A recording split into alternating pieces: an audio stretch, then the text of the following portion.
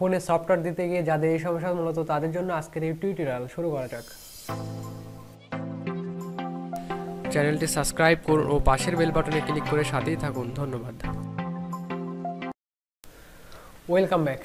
তো আমি আপনাদেরকে এখন একটি ফোন ফ্ল্যাশ করার যে পদ্ধতি এসপিডি ফরম্যাট ফ্যাক্টরি অথবা এসপিডি আপগ্রেড টুল দিয়ে যে পদ্ধতিতে আসলে ফ্ল্যাশ করতে হয় সেই পদ্ধতিতে আমি আমার পিএসি ফাইলটা লোড দিয়ে দিচ্ছি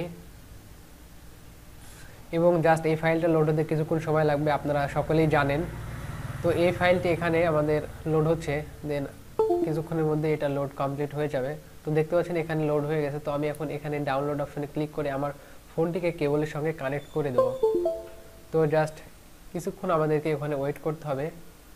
এখানে ওয়েটিং লেখা আসছে এবং ইন প্রসেসিং হচ্ছে, এবং জাস্ট প্রসেসিং হওয়ার পরে আমাদের সামনে এরকম একটি মেসেজ আসছে, অপারেশন ফেল অথবা আপনার দেখা যাচ্ছে রাইট ফরম্যাট ফেল অথবা বিভিন্ন ধরনের ফেল এই সমস্যাটি হয়ে থাকে। আসলে এই সমস্যাটি যে কারণে হয়ে থাকে সেই বিষয়টি আপনাদেরকে এখন আমি ক্লিয়ার করব। তো এই সমস্যাটি যেটা কারণে হয়ে থাকে সেটা হচ্ছে আপনার এই ফরম্যাট ফ্রমার ফাইলের কোনো একটি ফাইল মিস্টেক থাকে, যার কারণে এই সমস্যাটি আমাদের নর্মালি হয়ে থাকে, এবং এছাড়াও আরও বিভিন্ন কারণে হয়ে থাকে। তো আমি এখন আপনাদেরকে কয়েকটি ওয়ে দেখাচ্ছি। আমি কয়েকটা ফাইল এখানে যে ফাইলগুলো মিস্টেক আছে সেই ফাইলগুলোতে টিক মার্কটা উঠিয়ে দিচ্ছি। দেন উঠিয়ে দেওয়ার পরে আমি পুনরায় সেটটিকে ট্রাই করব। তো এখানে আমি বেছে বেছে যে ফাইলগুলো আমি বুঝতে পারতেছি মিস্টেক, তো সেই ফাইলের টিক চিহ্নগুলো আমি উঠিয়ে দিলাম এবং পাশাপাশি আমি এখন আবার পুনরায় সেই একই পদ্ধতিতে ডাউনলোডে ক্লিক করে ফোনটিকে আবার পুনরায় ফ্ল্যাশ করার জন্য প্রসেস করে দিচ্ছি। তো বেশ লক্ষ্য করুন আমার এখন বুট হচ্ছে এবং ফোনটি পুনরায় ফ্ল্যাশ প্রক্রিয়ায় চলে এসেছে। আসলে এই সমস্যাটি যাদের হয় মূলত তাদেরকে ফলো রাখতে হবে যেন ফাইলটি সম্পূর্ণ ক্লিয়ারভাবে ডাউনলোড হয় এবং কোনো ধরনের সমস্যা না হয় মেগাবাইট অথবা বিদ্যুৎ চলে যাওয়ার কারণে। এছাড়াও আপনাকে আরও কয়েকটি বিষয় ফলো রাখতে হবে এবং ফাইলটি সম্পূর্ণ অফিসিয়াল ওয়েবসাইট থেকে ডাউনলোড করতে হবে এবং সম্পূর্ণ ফাইলটি ডাউনলোড করতে হবে।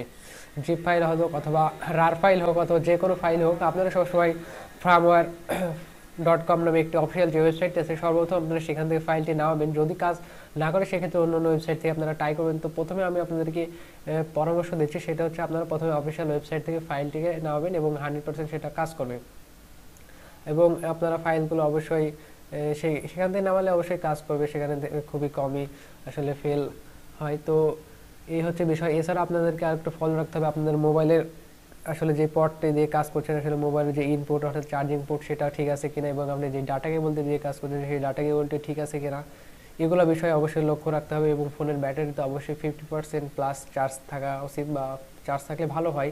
তো এই বিষয়গুলো আসলে ফলো রাখতে হবে, এবং মিস্টেক যদি কোনো ফাইল থাকে তো আমি যেই পদ্ধতি আপনাদেরকে দেখালাম সেই পদ্ধতিতে এটা এডিট করতে হবে। এখন এডিটিংয়ের জন্য আপনারা কোন ফ্ল্যাশ টুলটি অর্থাৎ এসপিডি আপগ্রেড টুল বলেন বা রিসার্চ আপগ্রেড টুল বলেন সেটা কোনটি ইউজ করবেন, আমি যেই ভার্সনটি ইউজ করছি সেই ভার্সনটি আমি আপনাদেরকে এখন দেখিয়ে দিচ্ছি।